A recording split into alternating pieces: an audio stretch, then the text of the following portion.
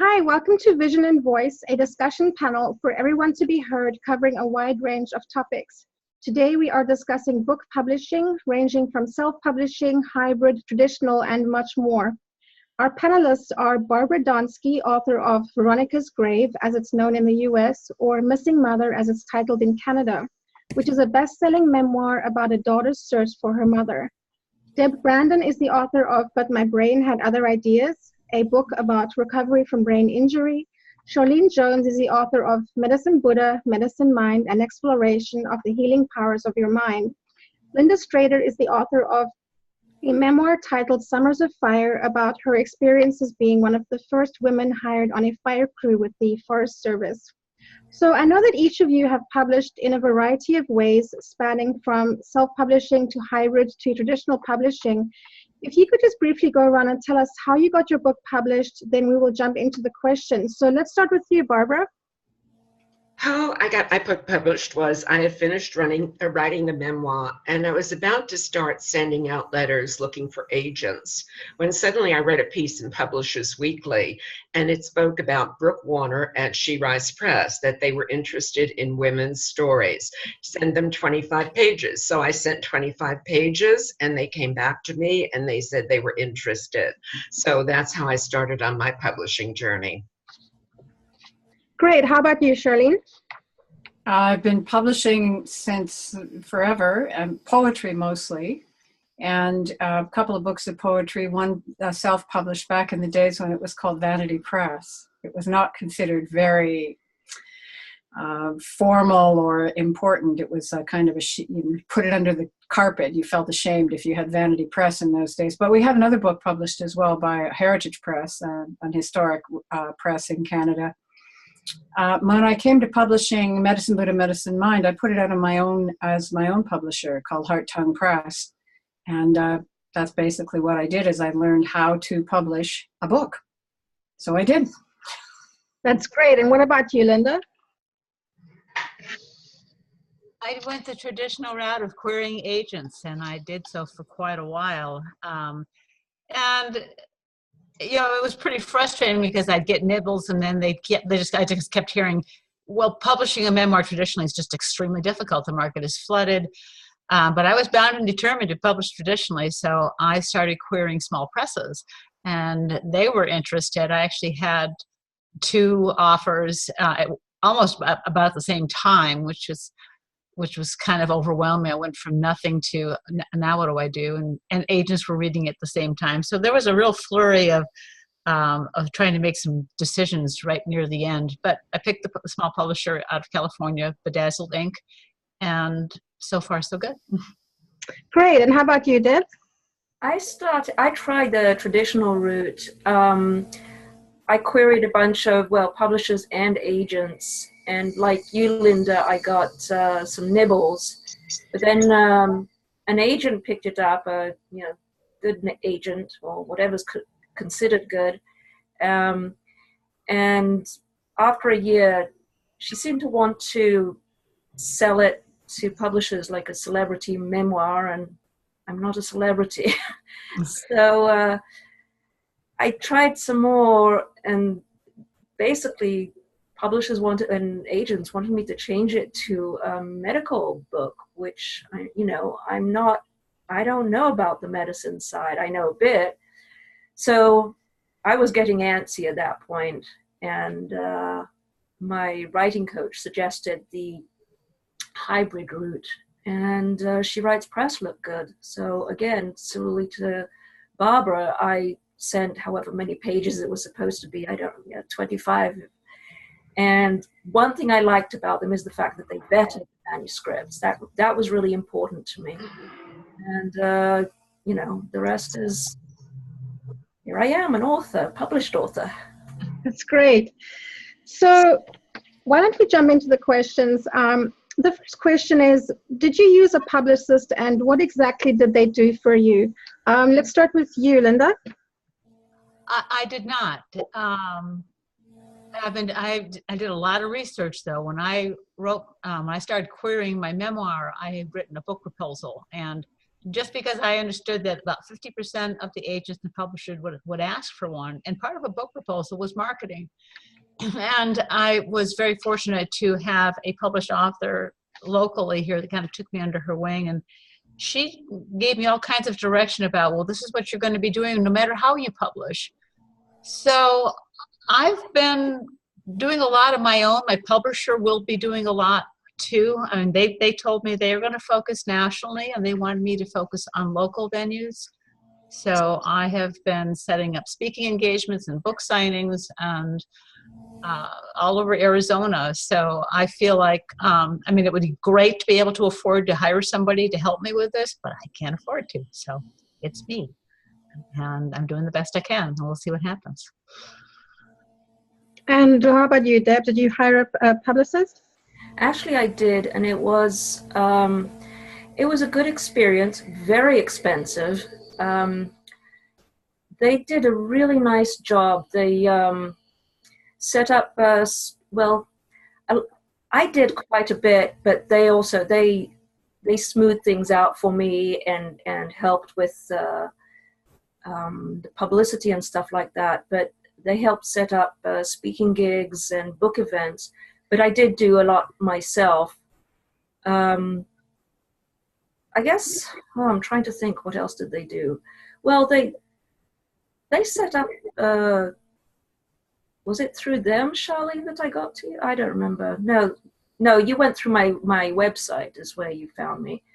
But I got at least one interview through the publicist. I think now it's hard to tell because I think they did a lot of stuff behind the scenes that I'm not completely aware of.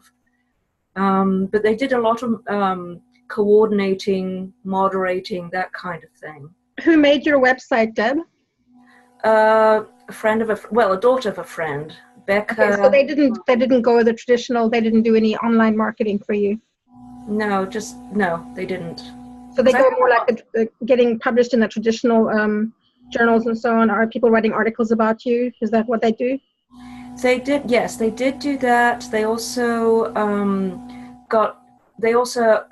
set up places for me. For instance, they set up I'm now a regular contributor to Psychology Today, Brain Blogger, Neurology Now, then a couple of Narratively, that was one that they gave me. So they actually set me up for publishing various essays and things. So that was so they're good at networking then.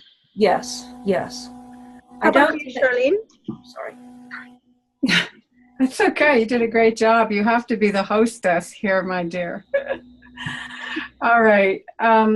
My struggle with all of that is that I'm a writer first, and that means I need time to write. And when I have time for writing, that means that I have to put the writing in between family, my grandkids, my family, my clients, because I work with people, teaching meditation, which is another thing I do, doing performance, which is another thing I do, and it's all performance-based in reading poetry in public and going down to Toronto or going to Newmarket and so on, and giving presentations and workshops. So I kind of have made the distinction in my own mind, also because my family are involved with Hollywood, so you can imagine what we understand about publicists from there. Not that that's a bad thing, but that it's intense, and you need something that hooks to an event in the primary culture. That makes it really easy for the publicist to then hook you in as part of that discussion or that conversation.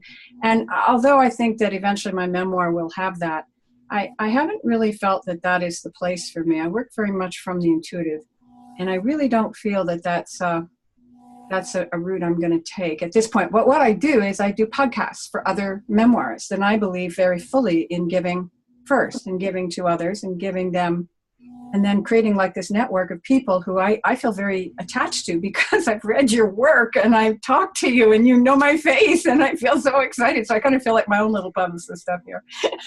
That's great. I love that. And Barbara, I know your book has gotten a lot of attention. Can you tell us what your experience was with a publicist?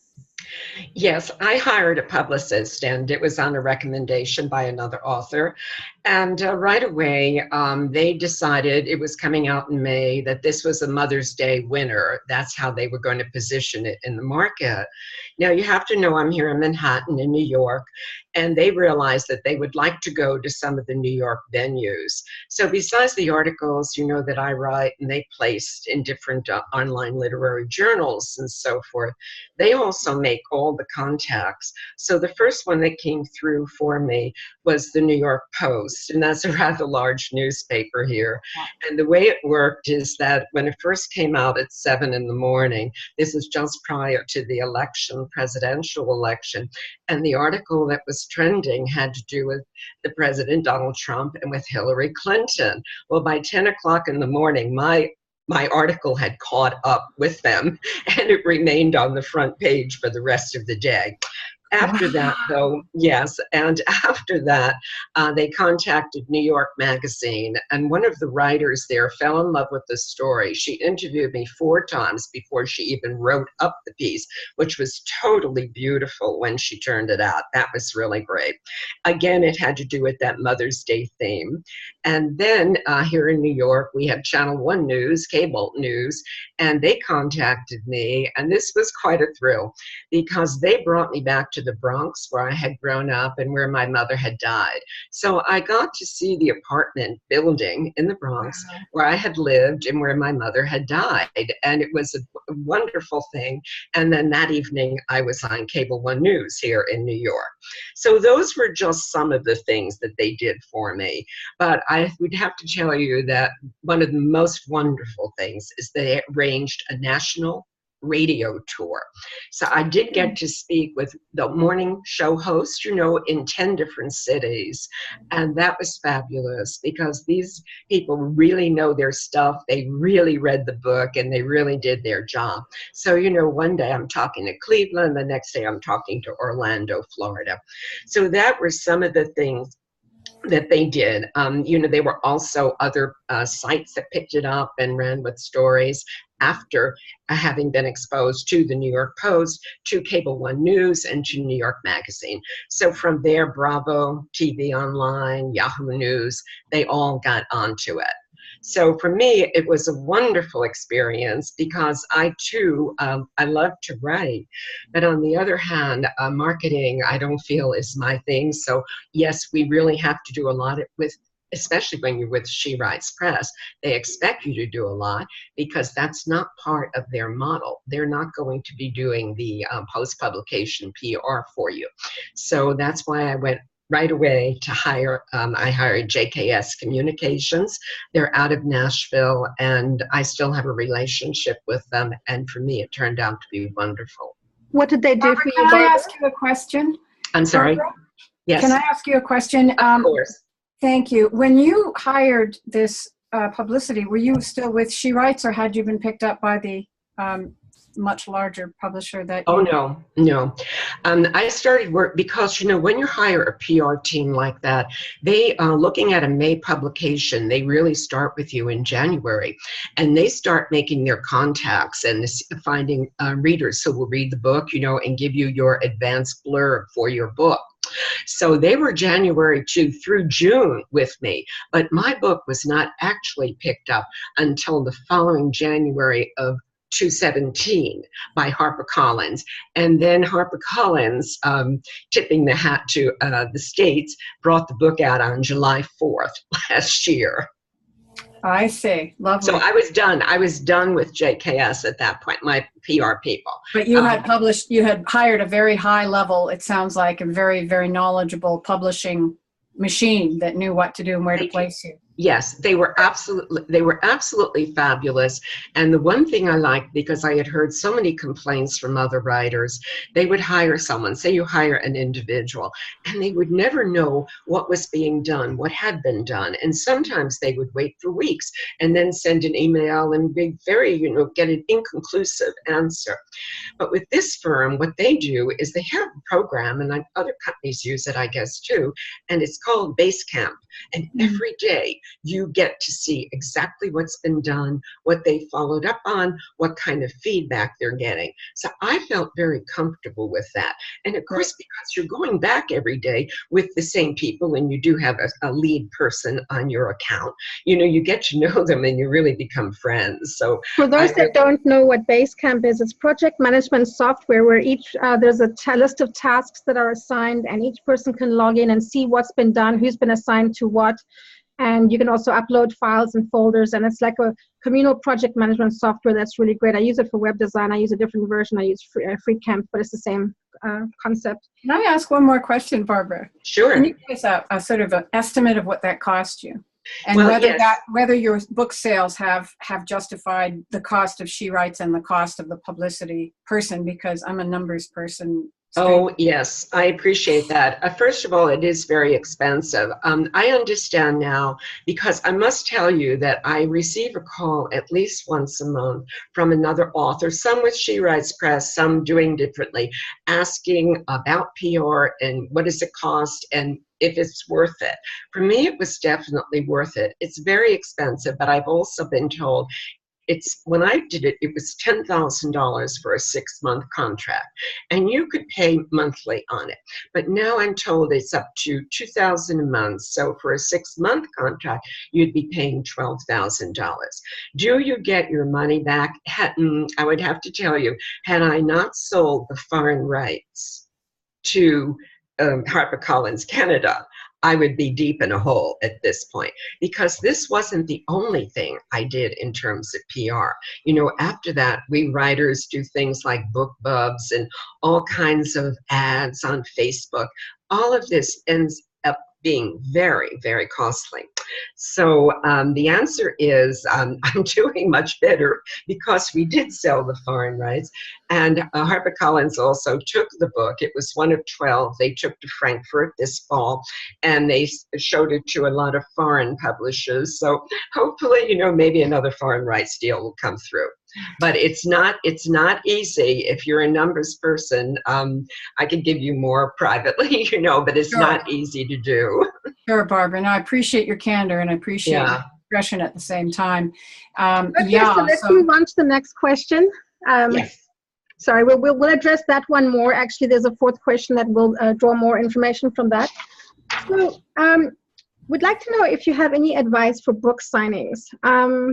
Who has done a book tour? Who has done book signings that they'd like to address that? I have, Barbara. Anyone else? I've done something like that, not a huge one.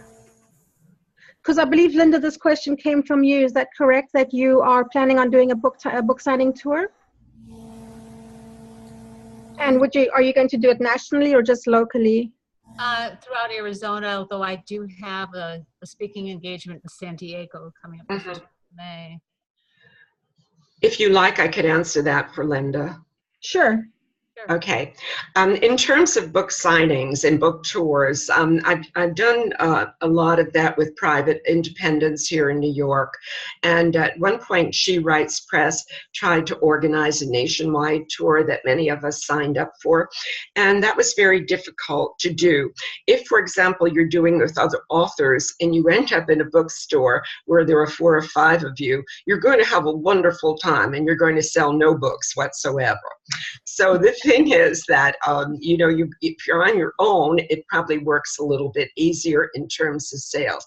It is not easy to sell books at book signings. You will, of course, if you're bringing out your book, you want to do a book launch. Now that's going to be a book signing, and hopefully you'll invite all your friends, all your neighbors, all the townsfolk, and you'll do, a lot of sales. But if you're doing a book signing and you're going to independent stores, you very often must have your books with you.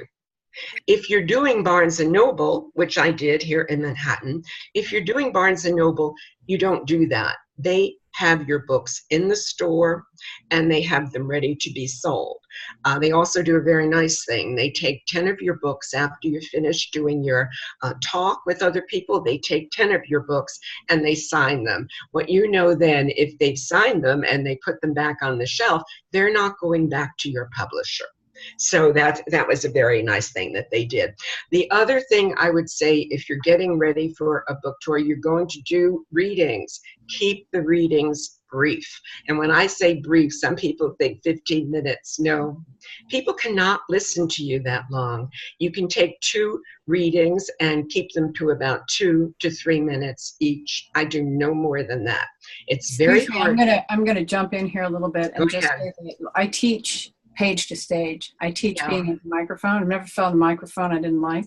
Yes. And most of the time I have found audiences are very, very receptive. So it isn't I just wanted to suggest it's not a blank straight sheet. It's not that way for everyone. It's that if you enjoy being at the microphone and you want to look into public speaking and you like being a bit of a performer, that's all to your favor when you do public performance. And then you can go a little bit longer depending what the audience wants.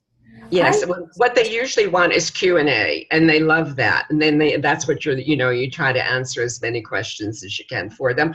But for Linda, who's starting out with this, they always want to know at the beginning, why did you write the book and why did you write it now? So it's easy enough to start with that. Then you can go into your readings and then into the Q&A, and it works pretty well. The interesting thing is I had a completely different experience. So I've done independent bookstores here locally, plus a couple of Barnes & Noble ones. I've done independent bookstores in Colorado because I go there often. I found that, I did not want to do the She Writes Press book tour. In fact, somebody there suggested I didn't because of the brain injury thing. I just couldn't handle it. But it seems like when it comes to reading, they want to hear what I have to say. And most of the questions I get are about brain injury more than anything else. About the writing, there's very little. I think they just focus on the brain injury stuff, which I guess it depends on who your audience is then, why they've come to the book signing. Well, some do, some don't. And I've always had a good turnout, and it's always been just me. And I've always gone into the 2 digits in terms of sales. And during the book launch, I sold 32 books. Wow, lovely, lovely. And at Barnes & Noble, I went into the teens in both of them.